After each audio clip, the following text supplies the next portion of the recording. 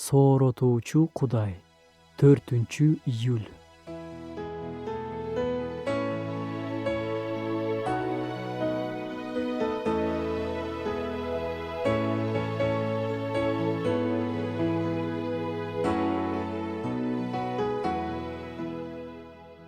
Сенин чөйрөң, курчооң, жашооңо, руханий акыбалыңа түзмө-түз таасир этет.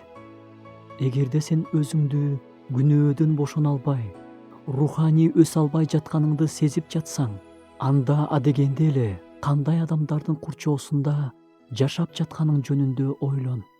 Кандай музыка угасың? Телевизордон кандай программаларды көрөсүң? Көбүнчө кандай темаларга сүйлөшөсүң?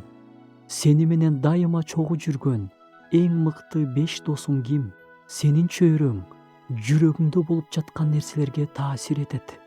Жашооңдо үстөмдүк кылган атмосфера, кандай адамдар сени курчап турганы жана алар сага кандай таасир эткени менен тыгыз байланышта.